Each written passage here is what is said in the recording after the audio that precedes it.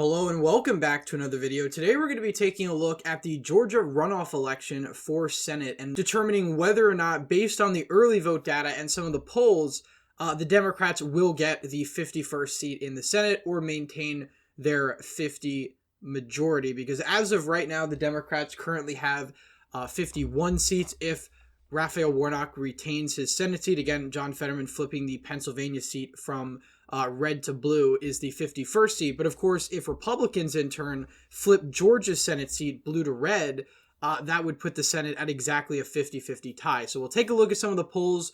We'll take a look at the political geography in Georgia and what it would take for either candidate to win the election tomorrow night.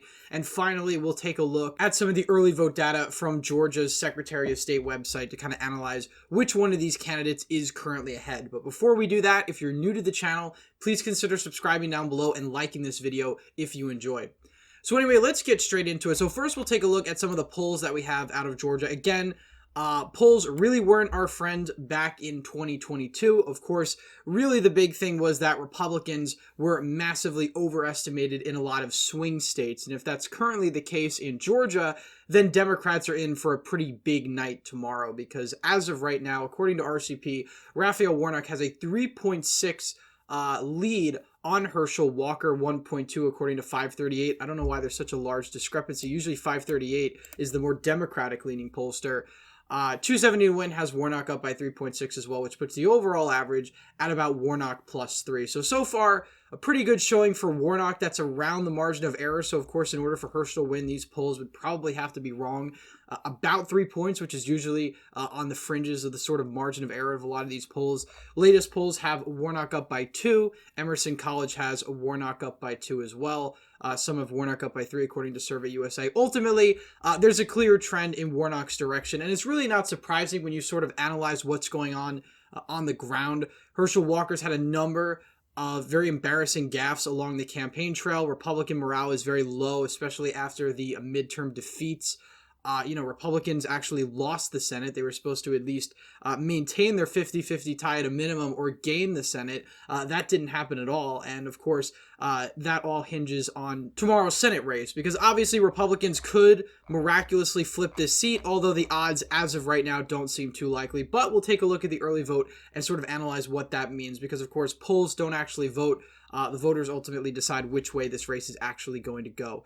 But Herschel Walker has had a lot of problems on the campaign trail. Again, as I mentioned, a number of gaffes. Raphael Warnock has had a A+ ad game appealing to suburban voters in the Atlanta metro, painting himself as the sort of level-headed, respectable candidate, and sort of painting Herschel Walker as somebody who, while had a very successful football career, isn't actually fit to run in the United States Senate. And I think that's a winning message in Georgia, because again, Herschel Walker is still popular in the sports realm for his extremely successful career, but not a lot of voters then translate that into somebody they'd want to vote for. Now, this race very well could have been different if the Republicans had nominated some other candidate, although I don't really know who that would have been. Again, possibly even David Perdue could have run for this seat. Perhaps he would have won outright against Herschel Walker. But again, it would all depend upon how big Brian Kemp's coattails really were, because if we take a look at the results, there was about 200,000 or so voters that voted for Brian Kemp and ultimately did not vote for Herschel Walker. And that's really where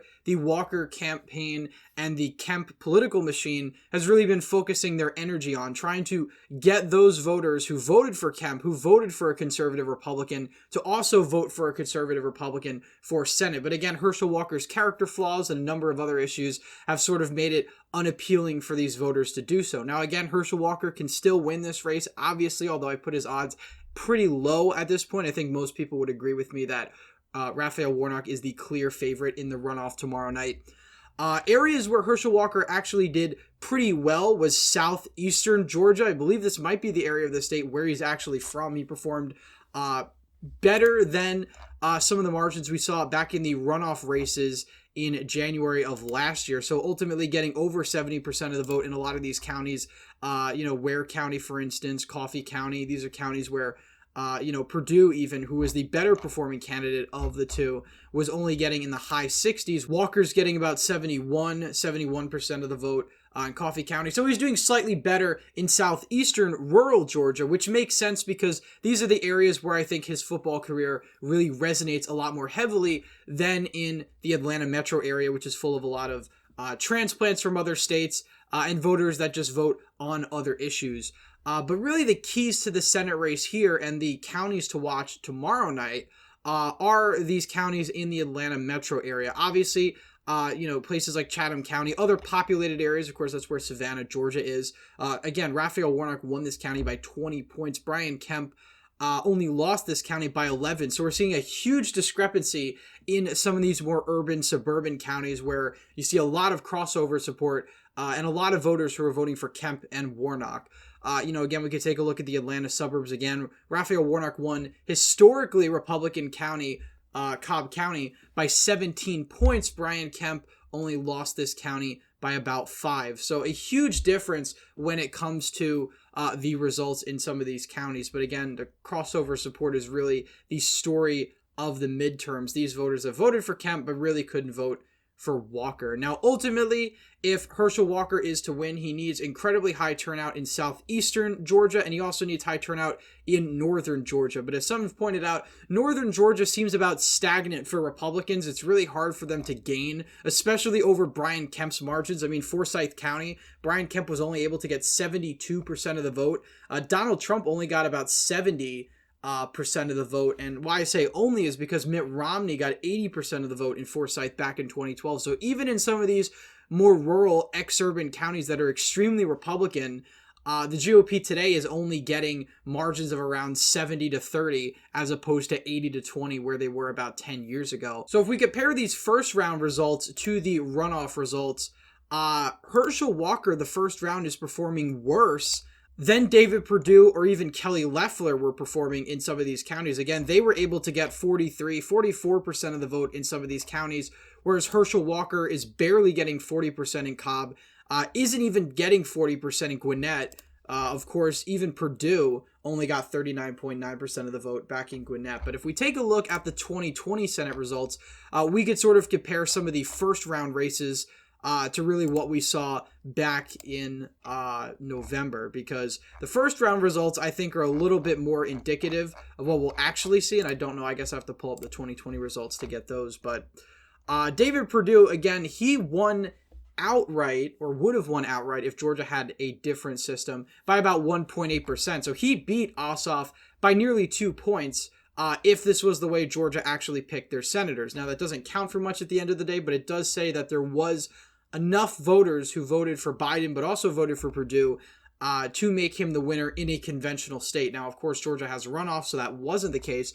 But even in this first round vote, Perdue was able to get 28% of the vote in Fulton, 43% in Cobb, 40% in Gwinnett. Herschel Walker wasn't able to get that, despite the fact that Kemp was on the ticket doing significantly better in these counties. So ultimately, the moral of the story is Brian Kemp had coattails for the Republicans that weren't named Herschel Walker in Georgia. That's really going to be a challenge for him tomorrow night, because it really all depends on which side's voters are actually going to come out. And by all metrics, it looks like Democratic and moderate voters are going to be coming out in stronger numbers in the early vote, so much as to offset any gains that Herschel Walker is going to get on the election day vote. And of course, at the end of this video, I'll tell you my final prediction on the margin. And again, I haven't learned much, even though I was quite off in 2022. I sort of have a new way of analyzing these races, and of course, I'll go into that probably in a future video sometime later this week.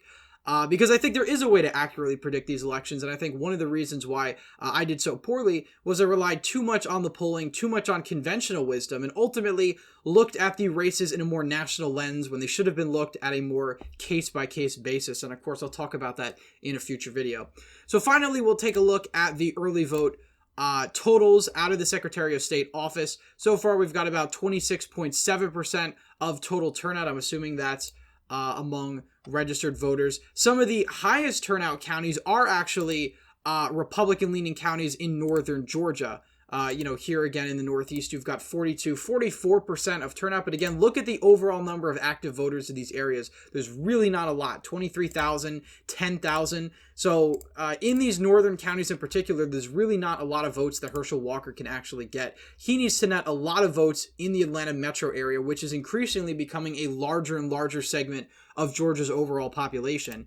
And it's one of the reasons why Georgia has been getting blue as of late. And again, why it's probably likely to stay blue well into the future, because there's really no reversion that seems to be happening in the Atlanta metro. I mean, even Brian Kemp, who ended up winning by nearly 8 percentage points back in November, he couldn't even match Donald Trump's margins in some of these suburban counties. I mean, if we pull up the 2016 election results, even Donald Trump, who has grown to be sort of toxic in, these suburban counties, was able to get 44.4% in Gwinnett County, 45% in Cobb. So the only areas where Brian Kemp did slightly better were Cobb County, did about the same in Gwinnett County. Of course, in terms of net vote, he did much worse because Hillary Clinton only won this county by about 6 points. Brian Kemp lost it by about 11. So Brian Kemp did worse in all of these suburban counties, even though he won more statewide. That's mainly due to the gains that he made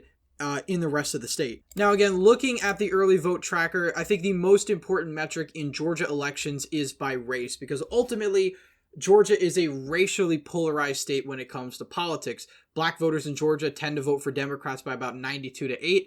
White voters in Georgia tend to vote for Republicans by about 70-30. That's usually the conventional breakdown. Obviously, there's a few points swing in either direction that ultimately nowadays will determine the results of some of these races. And I am curious, we'll probably look at Georgia more in depth in a future video.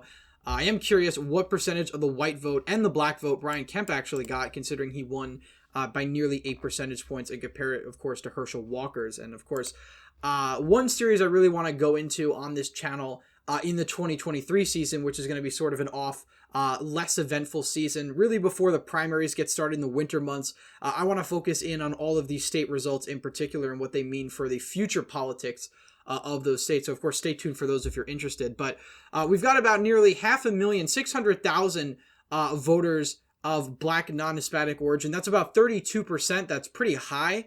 White voters are about at 55%. In order for Republicans to be in really good shape, they needed that number to be at about 57, from what I've told by some analysts. So that's a bit lower than expectations. Of course, in terms of the gender gap, 56% of the electorate is female. 43% is male, about 44. Obviously, that's going to help Democrats considerably, especially if those are more black females.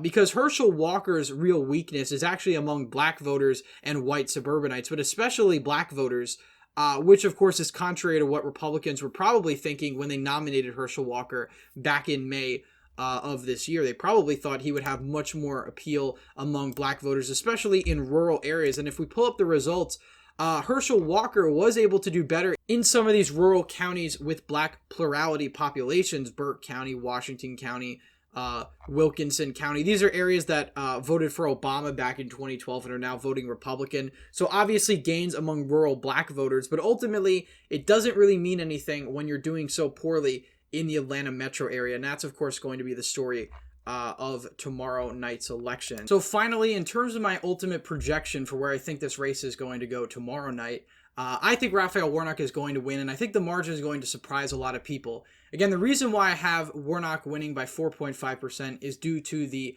absolute slaughter that I think Walker's probably going to get in the Atlanta metro area. While I think he's going to do slightly better in southeastern and northern Georgia, those areas are much less important in terms of population, and I think the suburbs are really going to be what seals the deal for Warnock tomorrow night. And I think it's going to be a larger margin than what we saw back in the 2021 runoffs, when, of course, we had Warnock winning by 2 points and Ossoff winning by about, I think it was 1.2. So I think this time around, you're going to see Warnock win by around 4.5, getting about 52.25% of the vote. Again, I rounded, so it comes out to really 2.4, but it's really 4.5 instead of 4.4. But regardless, I think Walker is going to lose tomorrow. I think Democrats are probably going to get 51 Senate seats. And of course, the GOP is going to have to lick their wounds and figure out how they're going to make themselves a more appealing party to the center ahead of the 2024 election, which will be incredibly important, of course, as many of us know. I might maybe do a live stream tomorrow night. I actually haven't decided yet. I have quite a busy schedule over the next week or so with the semester sort of winding down. So we'll see. Of course, I'll obviously let you know by tomorrow morning if that is the case. So obviously stay tuned for that. And of course, we'll be analyzing the results of the runoff on Wednesday, so stay tuned for that. So anyway, as always, thank you all for watching this video. Hope you enjoy. Leave a like if you enjoyed down below. Subscribe to the channel if you haven't already. As always, again, thank you all for watching, and I hope to see you in the next one.